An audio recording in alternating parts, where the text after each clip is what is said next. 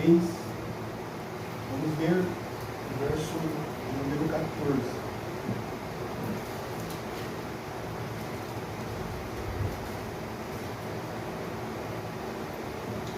Diz assim a palavra de Deus: Então o Senhor Deus disse à serpente: Porquanto fizeste isto, maldita será mais do que todos os animais domésticos e mais do que todos os animais selvagens.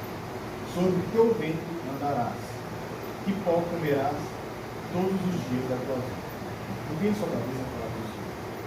Querido Deus, nosso Pai Celestial, neste momento, enquanto abrimos a tua palavra, somos necessitados do teu Espírito. Abra nossas mentes e os nossos corações para tirar de nós toda a incredulidade, todo o ceticismo que possamos ver em relação à tua palavra. Senhor Deus, nós te pedimos perdão pelos nossos pecados e confiando unicamente na tua graça e nos méritos de Cristo, nós pedimos que ouça o nosso coração em nome de Jesus Cristo, a tua glória, com alegria no nosso coração. Amém. Glória.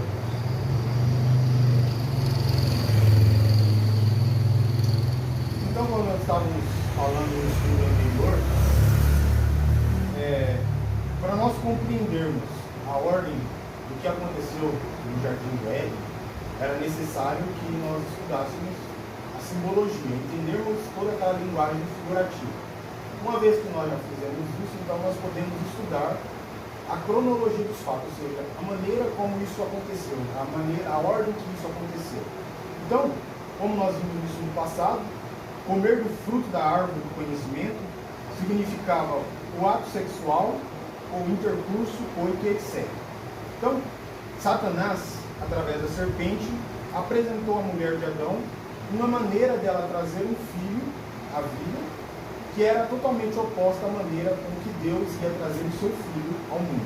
Então, para nós acabarmos de vez com todo tipo de ceticismo, todo tipo de incredulidade que há neste assunto sobre a semente da serpente, eu vou tentar abordar aqui uma espécie de linguagem muito decorrente nas Escrituras, para nós entendermos de fato que aquilo que Deus estava tratando ali nada mais era do que uma maneira de Ele provar para nós que tudo aquilo que aconteceu não é algo, um ensino esotérico que nós temos, mas realmente um fato bíblico, de como aconteceu a queda. Então, esse tipo de linguagem que nós vamos abordar no estudo de hoje, eu vou chamar de a ironia de Deus, a maneira como que Deus é irônico. Então, abram suas Bíblias, por favor, no Salmo 7, Salmos capítulo 7, verso 15.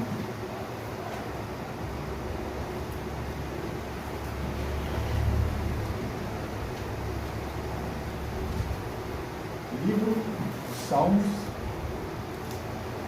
capítulo 7, verso 15. Diz assim: Quem cava um buraco e o aprofunda, cairá nessa armadilha que fez. Sua maldade se voltará contra ele, sua violência cairá sobre a sua própria cabeça. Então, o que o salmista nos está dizendo aqui é que aquilo que nós fazemos, nós colhemos isso que fazemos no exato oposto. Então, isso é chamado na linguagem filosófica de hoje, como ironia. Aquilo que você... Ironia, tem uma definição aqui, ó. Ironia é aquilo que é dito ou feito que indica o reverso. Ou é aquilo que é dito ou feito que diz o exato oposto. Então, quem cava um buraco, este mesmo cairá na cova que ele fez. Então, isso é uma ironia.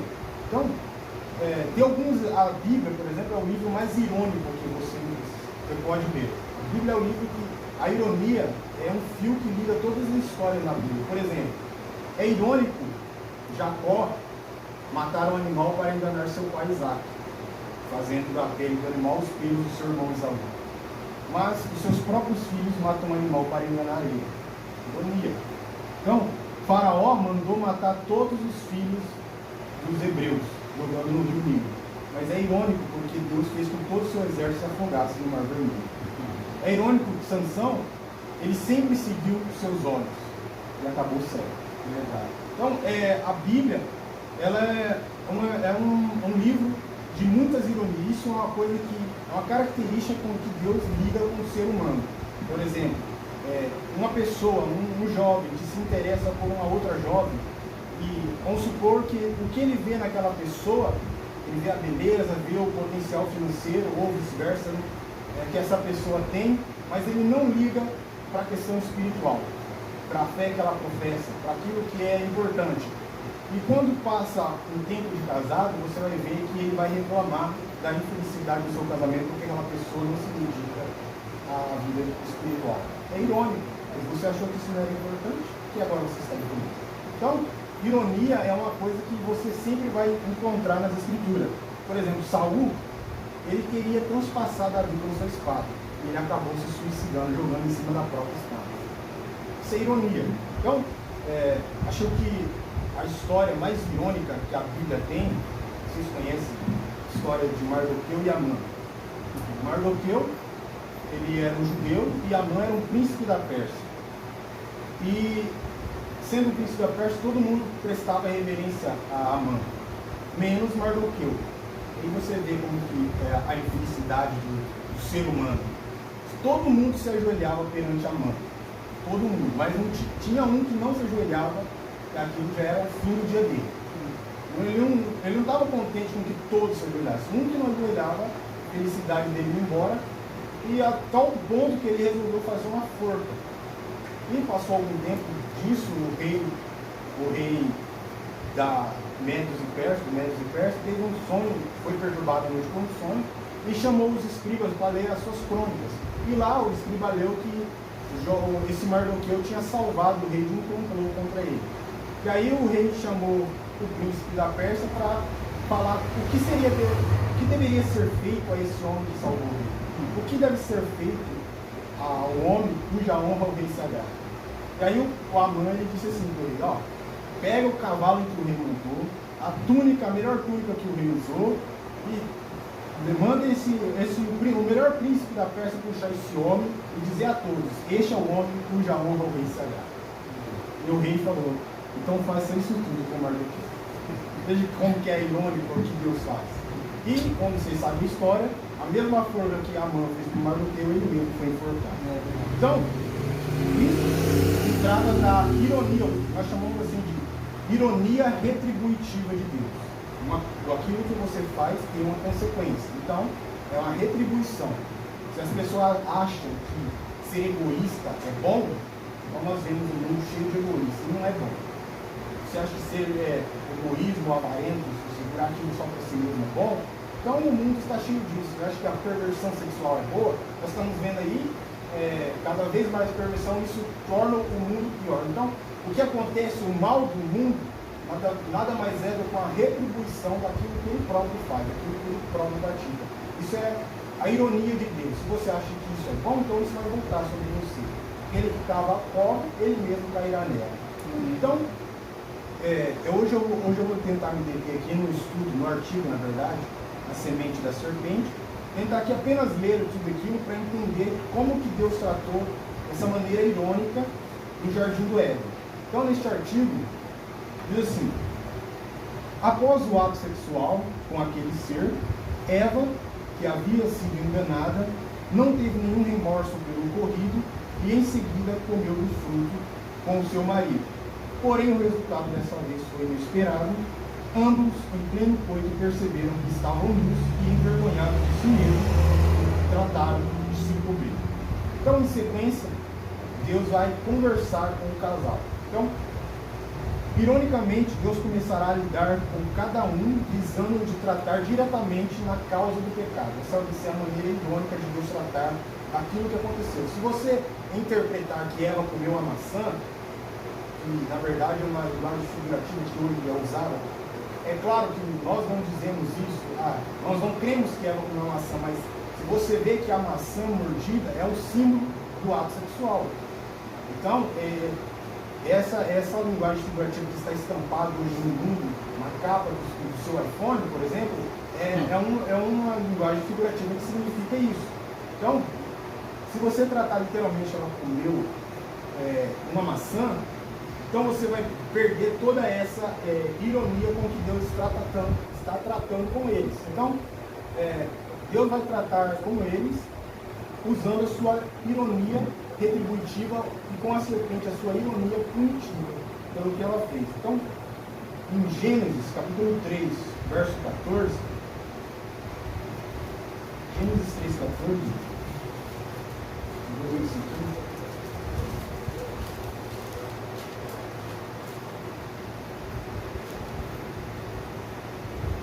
Gênesis 3,14 diz assim: Então o Senhor Deus disse à serpente: Visto que fizeste isso, o que a serpente fez? Ela se relacionou sexualmente com a esposa de Adão. Maldita és entre todos os animais domésticos e entre todos os animais selváticos. Como nós falamos no estudo anterior, até então a serpente era um animal mamífero. E aqui Deus amaldiçoa ela. Você será maldita entre os selváticos e entre os domésticos. Ou seja, você vai deixar de ser um mamífero. Ou seja, você vai se tornar um réptil. Rastejará sobre o teu ventre e comerá pó todos os dias da sua vida. Ou seja, porque você comeu do fruto com a mulher, então agora você comerá o pó. Um contraste irônico que Deus está fazendo. No verso 15 diz assim: Porém inimizade entre ti e a mulher. Só que essa inimizade que a mulher terá com a serpente não será justamente com a serpente, visto que agora ela já foi amaldiçoada, ela não pode repetir aquele ato. Então, essa inimizade que a mulher terá vai ser com o fruto que a serpente gerou nela. Deus diz assim: entre a tua descendência e o seu descendente. Ou seja, Deus está falando com a serpente, está falando que haverá uma inimizade com a semente da serpente, a descendência da serpente e o descendente da mulher. Então, a declaração que Deus faz aqui é fundamental. O que Deus está dizendo aqui é o que a teologia secular, a teologia do sistema religioso não quer aceitar. Porque Deus está dizendo que mesmo a serpente estando amaldiçoada, ela vai deixar uma semente, um descendente, e isso é uma coisa que você vai seguir nas escrituras, essa descendência depois. Essa descendência toda ímpia, ela vai se misturar com a descendência justa, de maneira que todos os seres humanos em si vão carregar parte dessa descendência. Tanto os justos como os injustos. Eles carregam, pelo menos, a diferença entre os justos e os injustos é na alma. Essa é a única diferença agora. Uma vez que essas duas sementes se misturaram em Gênesis capítulo 5, a única diferença que nós temos dessa semente, da serpente, é na nossa alma, que ela não pode ser corrompida. Ela foi eleita em Cristo antes da fundação do mundo. Mas as demais coisas, todo o nosso corpo possui a mesma, foi corrompido por essa semente. Então, não tem como você querer ser melhor fisicamente no seu corpo que uma semente da serpente, porque não há diferença. Então, Deus continua dizendo: e este te ferirá a cabeça e tu me ferirás o calcanhar. Então, como nós todos sabemos, essa primeira profecia sobre o Messias, de que ele ia ferir a cabeça desse descendente da serpente, e ele lhe feriria o calcanhar. No verso 16 diz assim: e a mulher disse Deus: multiplicarei sobre modo o sofrimento da tua gravidez, e em meio a dores dará luz a filhos. Veja que tudo que Deus está dizendo aqui nada mais é do que uma punição do exato oposto daquilo que foi a queda. Não é algo para ela comeu a maçã e Deus está. Por que Deus está falando dela ter dores quando dar a luz? Isso não tem lógica. Ele está seguindo um padrão que é chamado padrão irônico. Então, é sobre isso que se trata a queda. O teu desejo será para o teu marido e ele te dominará. Alguns crentes da mensagem, infelizmente, usam esse versículo, essa frase de Deus aqui, para justificar o machismo que ele impõe sobre as suas próprias esposas. Aqui, ó, Deus disse que o homem é o cabeça dessa maneira, você tem que ouvir, porque ele disse: a mulher que pegou, agora o homem tem que dominar. E usam isso com o propósito de defender um tipo de superioridade totalmente distorcido da Bíblia. Só que o que Deus está dizendo aqui não se trata de nenhuma outra coisa a não ser da libido sexual. O teu desejo será para o teu marido. Ele está fazendo um contraste irônico com o que aconteceu. Então, vamos usar aqui o termo de libido como o prisma de Sigmund Freud ele usava, ou seja, Freud ele tratava da libido como apenas uma questão sexual. Claro, nos outros prismas psicológicos, por exemplo, a psicologia junguiana é tratado como toda espécie de energia psíquica, não é somente uma questão sexual, mas vamos deter somente essa compreensão para nós ganharmos. Então, o que Deus está falando aqui para a mulher é o seguinte: enquanto que a sua libido foi despertada e satisfeita com aquele ser, sua cobiça se tornou incontrolável e imediatamente ela desejou satisfazer com seu marido.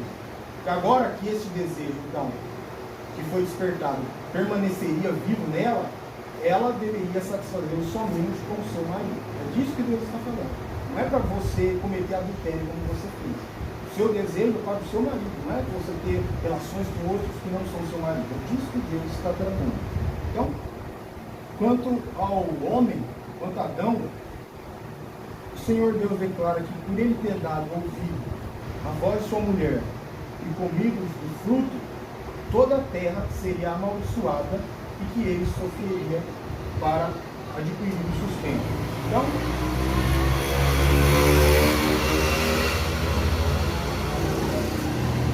Então em Gênesis 3, no verso 20, vai dizer assim: e deu o homem o nome de Eva, a sua mulher, por ser a mãe de todos os seres humanos.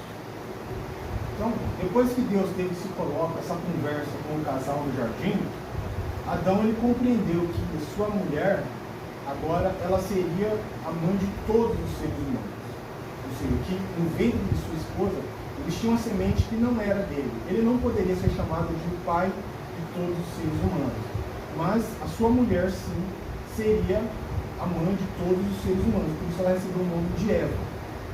Então, quando nós chegamos naquele versículo que nós vemos no estudo passado, que é Gênesis 4, verso 1, diz assim: coabitou o homem com Eva, sua mulher. Essa declaração é que a teologia, como eu disse no estudo passado, eles usam essa declaração para negar o que aconteceu, dizendo que Caim então era filho de Adão. Só que eles não percebem que o que a Escritura está dizendo, que quando ele conheceu sua mulher, quando coabitou o homem com Eva, sua mulher, já está dizendo que ela já era a mãe de todos os seres vivos. Ou seja, ela já era Eva, a mãe de todos os seres viventes, quando ele se relacionou com ela. Então, eles simplesmente passam por cima da declaração bíblica para dar vazão à teologia que o seminário deles abordaram. Diz assim o texto, Gênesis 4, 1. E esta concebeu e deu à luz a Caim, então disse: adquiri um varão com o auxílio do Senhor. Depois deu à luz a Abel, seu irmão.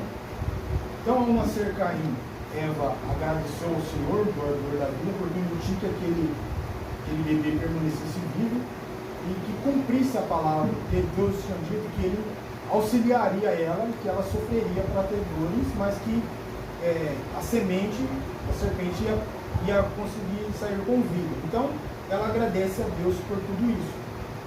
Só que você olhar bem como que Moisés escreveu o livro, você vai ver que logo após a morte de Abel,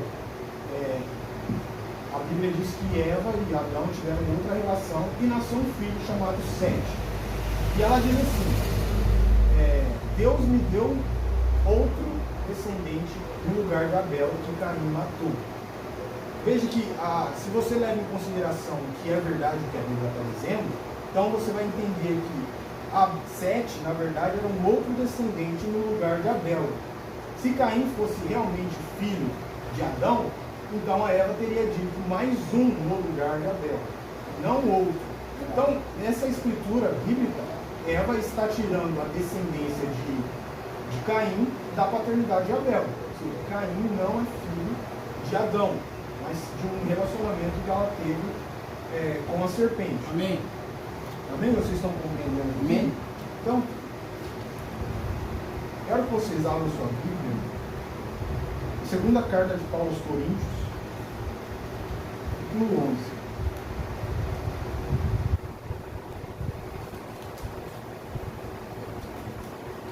Oh, glória a Deus. Segunda carta de Paulo aos Coríntios,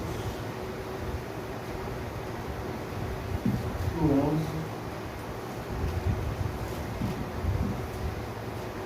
A partir do verso 2. Vamos ver mais um pouco dessa ironia nas Escrituras. Diz assim a palavra de Deus: porque estou zeloso de vós, como zelo de Deus, porque vos tenho preparado para vos apresentar como uma virgem pura a um marido, a saber, Cristo. Mas temo que, assim como a serpente enganou Eva com a sua astúcia, assim também sejam de alguma forma corrompidos os vossos sentidos e se apartem da simplicidade que há em Cristo. Então, o que Paulo está dizendo aqui, que ele está fazendo na realidade, é um contraste com o que a serpente fez com Eva ao tirar a sua pureza. Ou seja, assim como o que Satanás quer fazer com a igreja de Cristo hoje, é que elas se corrompam aceitando a falsa doutrina em lugar de aceitar a pura palavra de Deus. Então, da mesma forma que a serpente apresentou a Eva um outro marido no lugar de Adão, da mesma forma Satanás quer apresentar a igreja de Deus um outro evangelho no lugar de Cristo antes que ele possa vir levá-lo. Então, o que Paulo está dizendo aqui é um contraste irônico, mas você veja que dentro da teologia do judaísmo, eles não têm dificuldade de aceitar. Na verdade, o entendimento do judaísmo sobre o pecado original é este. Existem muitos livros apócrifos. Tem Adão e Eva contra Satanás, que é um livro apócrifo sobre Gênesis. Tem o livro de Enoque, Apocalipse de Moisés, que relatam que o pecado no Jardim do Éden foi um ato sexual e que a serpente, em alguns livros apócrifos, que dizem que a serpente, além dela ser um animal ereto, ou seja, ela não rastejava antes de ser amaldiçoada, ela possuía mãos e pernas. Então, esse conhecimento que foi revelado ao profeta Miriam, como nós estudamos no estudo passado, é um conhecimento que dentro da teologia judaica é puramente compreensível, puramente aceitável. Tem um livro, se eu me falha a memória, é o Proto-Evangelho de Tiago, que diz que quando José encontrou Maria, sua esposa, grávida do Espírito Santo, ele pensou que o que havia acontecido com Adão no Éden havia acontecido com ele. Então, no entendimento do judaísmo, quando José encontrou a sua esposa grávida, no sexto mês de gravidez, ele viu aquilo lá e falou: não, eu nunca conheci essa mulher na minha vida. Será que a mesma coisa que aconteceu com Adão aconteceu comigo? É o que ele disse. Então veja que esse conhecimento era algo natural no judaísmo, na nação onde Jesus nasceu. Só que o irmão Branham ele nunca tomou conhecimento desses livros apócrifos para defender aquilo que Deus revelou pelo Espírito Santo a ele. A compreensão que ele teve foi divinamente revelada pelo Espírito Santo e que, na realidade, mostra a dificuldade que hoje o sistema religioso tem de aceitar a palavra de Deus. Então, a compreensão desse mistério sobre a descendência da serpente foi o que definitivamente abriu aquilo que seria a diferença básica entre a verdadeira igreja de Cristo e os demais. Tanto o denominacional, o credo, o crente da mensagem, o crente da palavra. Então, isso não o fato de você crer que o pecado foi isso, existe a semente da serpente, mas o fato de existir uma extrema dificuldade para os religiosos de aceitar a verdade da palavra de Deus, mostra que essa semente ainda vive, porque foi isso que aconteceu com Caim quando Deus falou com ele. Essa é uma característica da semente da serpente. A palavra é mostrada para essa pessoa e ela se endurece, ela é recalcitrante com a palavra de Deus. Paulo mesmo, ele definiu essa semente em Romanos capítulo 9, verso 22, como vasos de ira preparados para a perdição. Então, no Salmo, vamos ler esse Salmo que eu acho importante. Salmo 58, verso 3, vai falar um pouco da característica dessa semente, como essa semente, essa descendência da serpente ainda vive. Nós vamos ver aqui uma característica específica de pessoas assim. 58, pela... Salmo 58, versículo 3.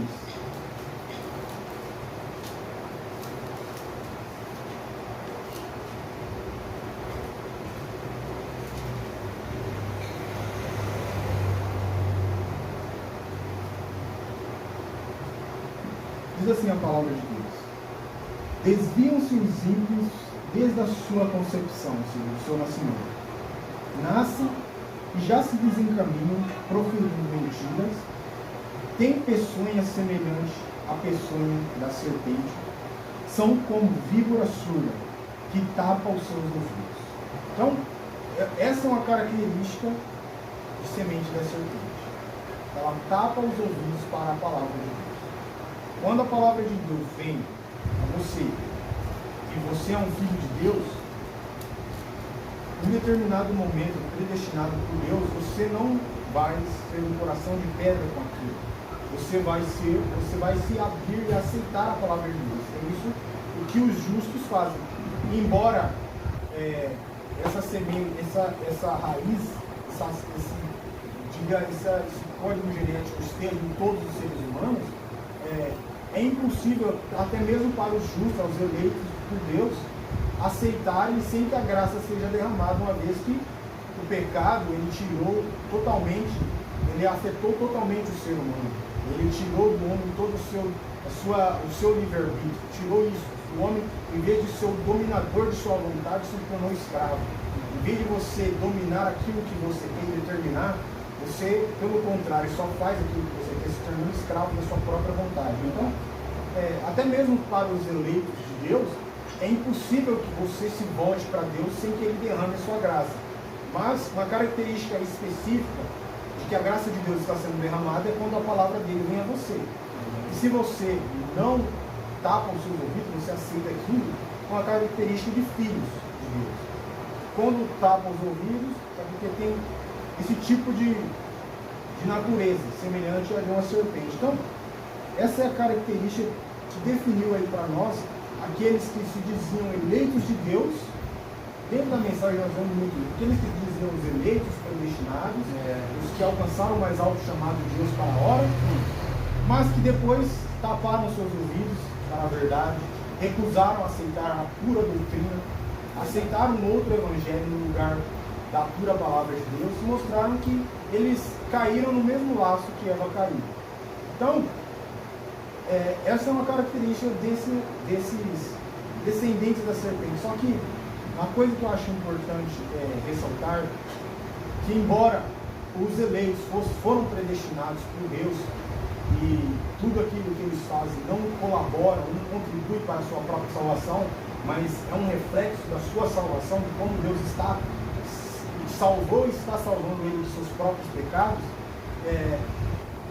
Deus, Ele em Cristo nos perdoou judicialmente de todos os nossos pecados. Isso é um fato inegável. A morte de Cristo, ela trouxe perdão judicial para você de todos os seus pecados passados, de todos os pecados que você cometeu hoje, está cometendo, de todos os pecados que você vai cometer amanhã. Aleluia! A morte de Cristo perdoou em Cristo judicialmente tudo. Só que a ironia de Deus, ela não está impune dos seus filhos. Então, tudo aquilo que nós fazemos há uma consequência muito séria. E Deus vai usar essa ironia, que seria a ironia retributiva, uma vez que Ele não mais pode punir e nos condenar, porque não há condenação a mais, mas há uma ironia retributiva, porque tudo aquilo que nós plantamos, nós colhemos. Então, dentro do ensino, isso é engraçado até, porque dentro do ensino egípcio, eles tinham uma maneira muito estranha de salvação. Os egípcios, quando eles morriam, eles tinham uma maneira muito peculiar, eu diria, de salvar a sua alma. Quando o faraó morria, por exemplo, ele depois da morte dos egípcios, ele ia para um lugar chamado a Sala do Julgamento, onde cada um ia ser julgado por aquilo que fez, E se fosse achado digno, eles podiam passar para a salvação. Se não, é um tipo de purgatório católico. Então, se não conseguisse passar esse salão de julgamento, eles estavam condenados. E para eles, todos os seres humanos eram condenáveis. E a única maneira que ele tinha de se salvar é se ele conseguisse calar o seu coração para não confessar. Ou seja, você, depois da sua morte, ia para o salão do julgamento, e uma vez que você estava lá, o seu coração, ele era separado do que eles chamam do seu eu, do seu ego, da sua própria consciência de ser e estar, e ele era colocado numa balança, o seu coração de um lado e a sua consciência de outro. E se você conseguisse manter essa balança equilibrada, você era salvo.